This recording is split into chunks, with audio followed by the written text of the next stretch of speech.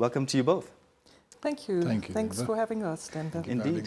Barbara, let's start with you. The Construction Industries Federation of Namibia, let me say industry forums are nothing new to your organization. But speak to us about why Luderitz and just the significance around the specific forum. Well, it's for the first time that we're holding that in Luderitz, and this type of event, which we are hosting in conjunction with, as you said, the Luderitz Waterfront Development Company, but also co-partner the Konrad Adenauer Stiftung, as well as Fly Namibia, and also the Luderitz Town Council, is really there to bring, like you said, together the project owners of projects, public and private, as well as the private sector. So that the contractors understand what is in the pipeline as such. So it's really important because so much is happening in Luderitz at the moment. Right. Obviously, you know, with oil and gas, hydrogen, and we have also a lot of activity in aquaculture. So the supporting infrastructure needs to be built, and it's very important that we have upfront knowledge about what's happening so that our industry can prepare themselves. All right. So we'll get into the region and the specifics there. Maybe, Harold, you can speak to us just about how the partnership with the Luderitz Waterfront Development Company and some of the other partners that you've mentioned, how did that come about? Yeah, I think with all that's happening in Luderitz, and especially in Namibia in general, it was a no-brainer for various companies to partner with us. And at the moment, all companies and everybody, all stakeholders has got one thing in common, and that is to empower the local content, local contractors, right, local service providers. So when the CIF asked for partners to come, everybody just jumped right at the opportunity. All right. Yeah. Hosted in Luderitz, how are you working to ensure, you just spoke about the small guy, the SMEs, how are we making sure that SMEs, especially those based in the southern Namibia, that they are included in general infrastructure in the value chain? I mean, it's part of the reason why we're going to Luderitz. I mean, last year we had a huge event on the Hyphen project as well here in Windhoek, a one-day event knowing about all the technical specifications. But it became clear that obviously a lot needs to happen on the ground around Luderitz and the Karas region. And there are contractors there, but small contractors. Right. And it's very important that they are involved. And it's very important that we get the industry at large, the Namibian industry at large, to Luderitz, so that there can be a form of collaboration. Right. And the event, the 3-day event that we are hosting, will provide a lot of opportunity to network. Right. And at the same time, you will find not just project information, you will information about subcontracting, about possible joint ventures, if that's possible. Okay. Because you do have joint ventures with foreign companies and local companies, the smaller guys, right, to obtain local content. But there must be also other reasons for joint ventures, and as well as best practice in terms of procurement. And that kind of collaboration is very important. And yeah, so we will definitely, one of the reasons that we hosted in Luderitz is precisely that, to engage the local contractors there. I read a bit and it says that you will also feature capacity building sessions for SMEs, so that pretty much speaks to that. What can they expect as far as specific skills or knowledge that's to be imparted? Maybe, Harold, you want to get in? Yeah, sure. There's going to be one specific session. I think it's on the Friday, if I'm not mistaken, Bob. No, it's on the last day. Last day, yeah. It feels like Friday, but it's on the Thursday. So we're gonna take the SMEs through the whole process of from the tendering, from the process of how to fill in the tender document, how to negotiate, how does a JV work, what is a JV, partnerships. So throughout this whole process, or throughout this whole week, once we've networked, at the end of this conference, you can actually start learning of how to engage what you've learned, compile it all together, and put it on in a document. You know, I think the big thing about this conference, one thing for me, Babel, is we need to be ready.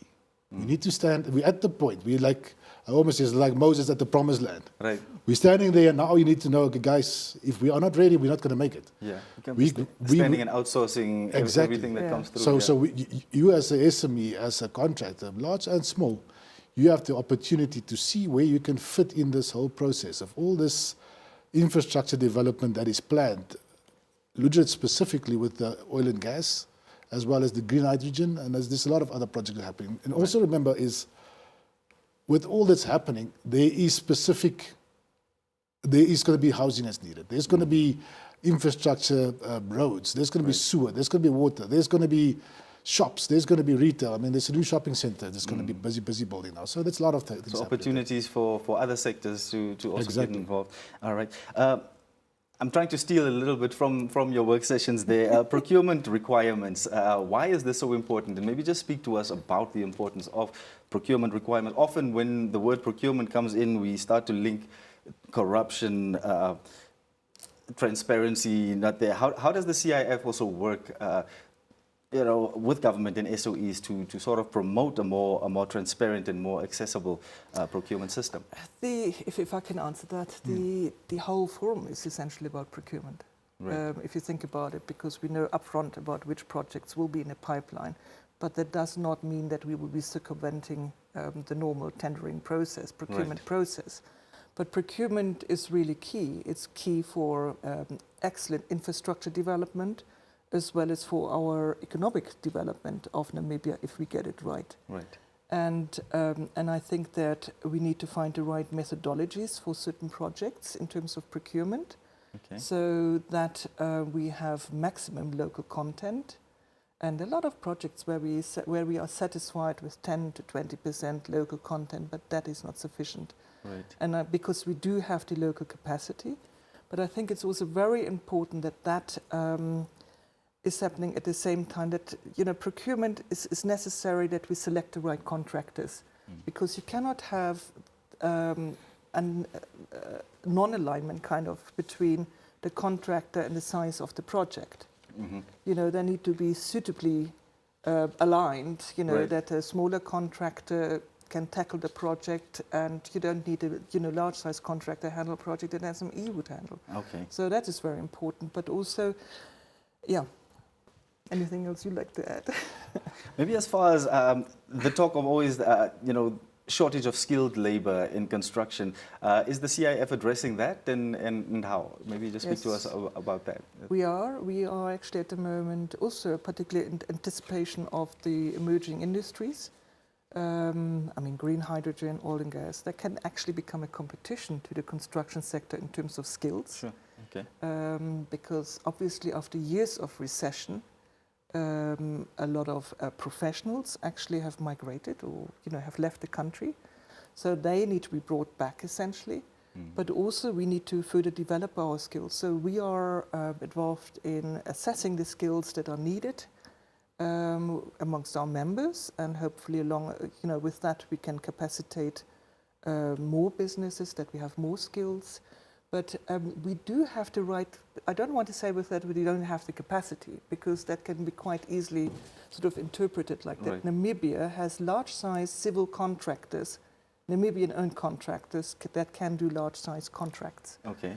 But skills is really sort of what kind of skills we're looking at, sort of also. Maybe we get into that. Yeah. Just to add to Babel, I think that's also another bonus of this conference is you as a SME is going to see what's going to happen, what's planned, and then you can see. We can actually open up, and we encourage SMEs to register with the CIF. Right. So we can do like a skills type of audit to see what skills can be there. So when the tenders do come out, we can see this company can add value in this section, and we can make recommendations, or we can enlighten them. So that actually speaks to, I think, another platform that this forum actually creates is that early awareness of the tendering process. Maybe speak to us about why that's so important, and early engagement. Why is it important for fair and competitive procurement? Yeah. I think normally we all hear about the tender when it's been awarded. And you see in the paper, I've just in this week there's been 2 awards in the paper, and there's been, you all saw the comments on there. Right. And that's what we want to try and eliminate. We want to try and see that when the paper comes up, it's actually awarded to Namibian companies first, Right. and we can add value to it. And so we will have first-hand information. You will have first-hand information if you do a tenders conference of what is going to happen. So have a look out in the papers when it's advertised of when the tenders will be going out for tender, and what you can add value to it. Okay. It's also important to understand where your own capacity is. Right.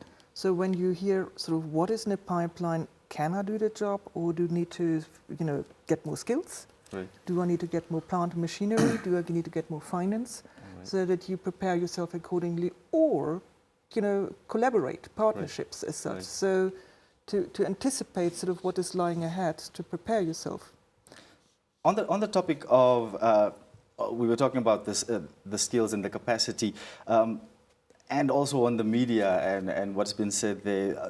There's always this criticism of projects not finished on time, especially in the public service.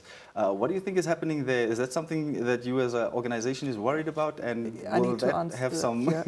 assistance there? Of course, it's worrying. I mean, non-completion of project it's a problem for everyone. Right. It's our taxpayers' money that's being used, and so we have infrastructures that are not completed, communities that are not serviced, and also, I mean, it have an impact on the contractor as well. The integrity of the industry, I guess. I beg your pardon? And on the way the The integrity industry of is the looked at, industry, yeah. yes, precisely.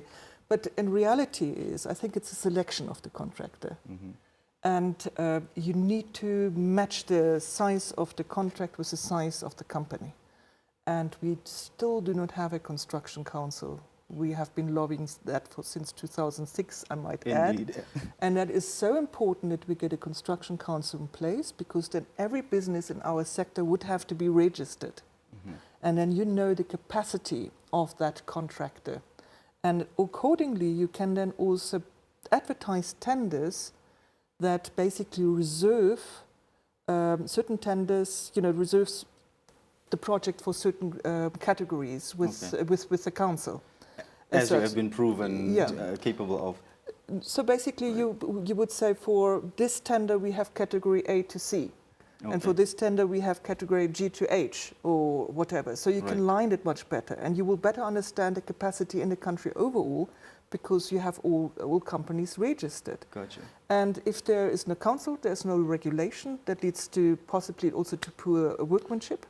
But in the absence of that, what has been the challenge to getting that council established?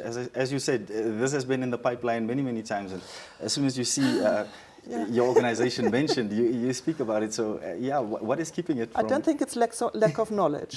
Right. I don't think it's lack of knowledge. I think everyone is aware of that. We had, for example, breakfast with parliamentarians. We've engaged every line minister over the, I don't know how many years. And I think there is an interest, and our current Minister of Works and Transport is also very much aware of it now. Okay. It had been also presented at the cabinet level. It was with the legislative committee of cabinet as well. Okay. And so we hope it very soon finds its way to Parliament. I think that is key. But I don't think it's a question of lack of knowledge. So there might be other reasons that we might not be entirely aware of. I think also in contractors' defence, when you speak of non-completion of projects, there's also a big part of payments. Right. Yeah. You cannot complete a project if you don't get paid on time. And I must say, we've had a meeting with the minister, and with the current government, I think they are really trying their utmost best to rectify that wrongs, because we always seem to point the fingers at the contractor, but it's not always just them.